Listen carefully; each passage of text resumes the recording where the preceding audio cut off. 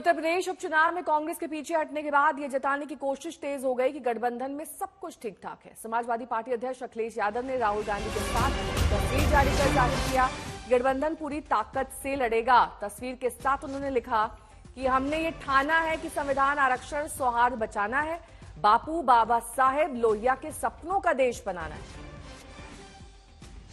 अखिलेश की जारी तस्वीर में बीजेपी ने चुटकी ली है। बीजेपी ने सोशल मीडिया पर लिखा, ठग ने महाठग को ठग लिया।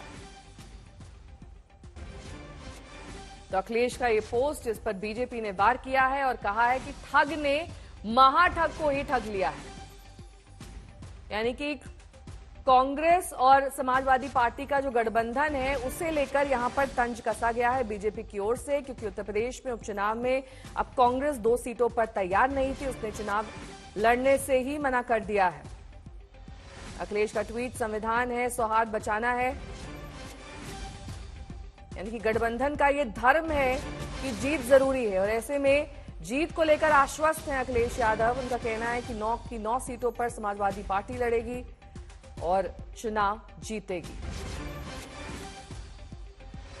कुमार अभिषेक मेरे सहयोगी जुड़ गए हैं तमाम जानकारी के साथ। कुमार, सुबह से ही लगातार इस बात पर चर्चा हो रही है कि आखिरकार कांग्रेस ने चुनाव लड़ने से ही क्यों मना कर दिया। ये भी तो गलत सिग्नल देता है ना। आप हार के डर से उन 2 सीटों पर भी चुनाव नहीं लड़े जो आपको दी जा रही थी। बिल्कुल नेहा, अगर आप देखें तो जिस तरीके का ट्वीट आया है और हाथ में हाथ पकड़े हुए दोनों की तस्वीर है, तो एक वो शेर है ना कि दिल मिले न मिले हाथ मिलाते चलिए। तो निश्चित तौर पर दिल तो नहीं मिले इस बंटवारे में, लेकिन इतना तो जरूर हो गया है कि इस ट्वीट ने साफ कर दिया है, खास करके अखिलेश यादव ने, कि हमारे लिए जीत जरूरी है, इसलिए हम एक होकर के लड़ रहे हैं और समाजवादी पार्टी सभी सीटों पर अपने कैंडिडेट उतारेगी। मतलब कहने का यह है कि कांग्रेस पार्टी उस सीटों को नहीं जीत सकती थी, इसलिए समाजवादी पार्टी ने और इस गठबंधन ने तय किया है कि वो इस चुनाव को लड़ेंगे। तो इस ट्वीट से, कल रात से जो पोस्ट चल रहे हैं, इसके कई मायने निकाले जा रहे हैं, लेकिन एक मायना इतना जरूर है, जो बात आप कह रही थी, कि कम से कम कांग्रेस को इस चुनाव को लड़ना चाहिए था। बेशक हार के डर से ही सही, उन्होंने खुद को अलग कर लिया है। अब देखिए क्या है कि अब कांग्रेस पार्टी ने तो अलग कर लिया है, क्योंकि उनके मन मुताबिक सीटें नहीं मिली। वो मीरापुर और फूलपुर चाहते थे और अखिलेश यादव ने पहले ही वहां मुस्लिम चेहरे को उतार दिया। अखिलेश यादव अब ये यूनाइटेड फेस दिखाने की कोशिश कर रहे हैं कि दोनों पार्टियां एक हैं, लेकिन बीजेपी आप देखिए किस तरह की चुटकी ले रही है। ठग ने महाठग को ठग लिया है। अब स्थिति यह है कि अब अखिलेश यादव के ऊपर जिम्मेदारी होगी इस चुनाव को अच्छे तरीके से लड़ने की। कांग्रेस पार्टी के अध्यक्ष से मेरी बात हुई और उन्होंने भी वही लाइन ली है जो इस वक्त अखिलेश यादव ने लाइन ले ली है कि अब हमारे लिए जीत जरूरी है, हमारे लिए ये जरूरी नहीं है कि कौन कितनी सीटों पर लड़ेगा। लेकिन इस पर नजर जरूर रखनी होगी, जो उन्होंने उस एक्सपोस्ट में लिखा है कि दूसरे पार्टी से भी कैंडिडेट हो सकता है। तो क्या जो दोनों सीटें हैं, खैर और गाजियाबाद शहर की, क्या कांग्रेस का कैंडिडेट सपा के सिंबल पर चुनाव लड़ेगा, ये देखने वाली बात होगी। लेकिन बड़ा क्लियर है नेहा कि ये मजबूरी में इस तरीके का फैसला कांग्रेस पार्टी ने लिया है। हालांकि कांग्रेस को चुनाव लड़ना चाहिए था। चुनाव में हार जीत अपनी जगह होती है, लेकिन संदेश जो है, मैसेज जो है, वो कम से कम ठीक है। कुमार अभिषेक, आप बने रहे हमारे साथ, मैं लौटूंगी आपके पास, क्योंकि इस बीच ये भी बता देना जरूरी है कि आखिरकार उपचुनाव से क्यों कांग्रेस हट गई। कांग्रेस 5 सीटों का दावा कर रही थी, लेकिन अखिलेश यादव ने 2 सीट का ऑफर दिया, से ज्यादा देने को तैयार नहीं हुए। कांग्रेस ने इनकार कर दिया, तो अब सभी 9 सीटों पर समाजवादी पार्टी ही चुनाव लड़ेगी। तो 2019 का समीकरण आपको दिखा देते हैं। 62 सीटें, जिसमें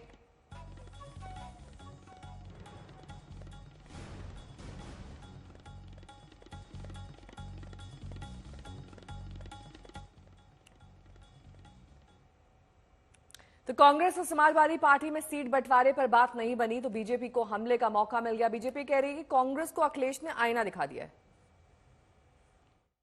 क्या अखिलेश यादव जी ने यह कहा कि इंडिया गठबंधन चुनाव नहीं लड़ रहा है? क्या अखिलेश यादव जी ने यह कहा है कि समाजवादी पार्टी चुनाव लड़ रही है? नहीं कहा ना।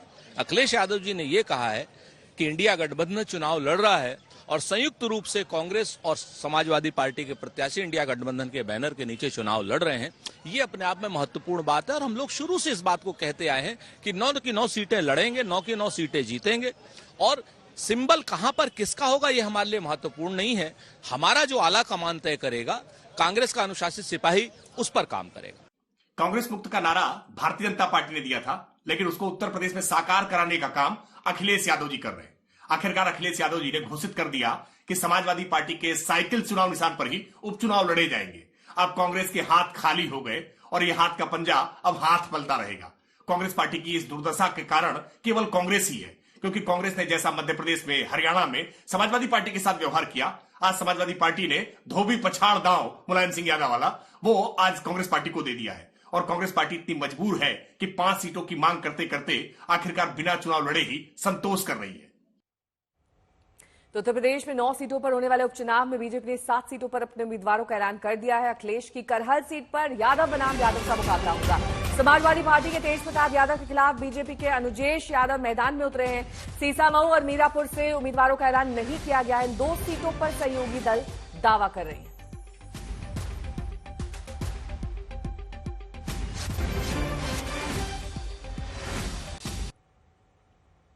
तो किस सीट से कौन चुनाव लड़ रहा है ये आपको दिखा देते हैं। ये बीजेपी की लिस्ट आज सुबह जारी हुई है, जिसमें कुंदरकी से रामवीर सिंह ठाकुर, गाजियाबाद से संजीव शर्मा, खैर से सुरेंद्र दिलेर, वहीं करहल से अनुजेश यादव, फूलपुर से दीपक पटेल, कटेरी से धर्मराज निषाद और मझवा से सुचिस्मिता मौर्य चुनाव लड़ रही हैं।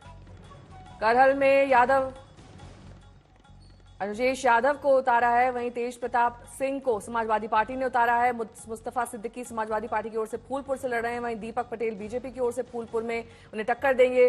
सुचिस्मिता मौर्य बीजेपी की मझवा से टक्कर देंगी ज्योति बिंद को, जो कि समाजवादी पार्टी की हैं। शोभावती वर्मा समाजवादी पार्टी से कटेरी से चुनाव लड़ रही हैं। धर्मराज निषाद उन्हें टक्कर देंगे बीजेपी की ओर से। वहीं करहल सीट से अनुजेश यादव हैं, जिनका मुकाबला तेज प्रताप यादव से होगा।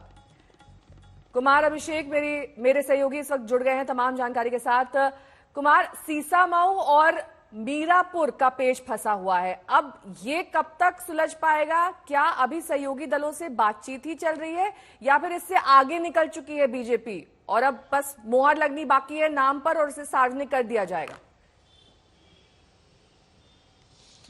नहीं, बिल्कुल अब नाम पर मुहर लगनी बाकी है, इसे सार्वजनिक किया जाना है, क्योंकि मीरापुर की सीट पर आरएलडी के लिए वो सीट छोड़ी गई है और आरएलडी अपने कोटे से अपने कैंडिडेट का ऐलान करेगी। सिर्फ एक सीट जो सीसामऊ की, जहां से इरफान सोलंकी विधायक थे और एक सजा होने की वजह से समाजवादी पार्टी ने उनकी पत्नी नसीम सोलंकी को टिकट दिया है। यहां से बीजेपी ही चुनाव लड़ेगी, क्योंकि ये कानपुर का क्षेत्र है और यहां कोई सहयोगी दल, किसी सहयोगी दल ने सीसामऊ के लिए दावा नहीं किया है।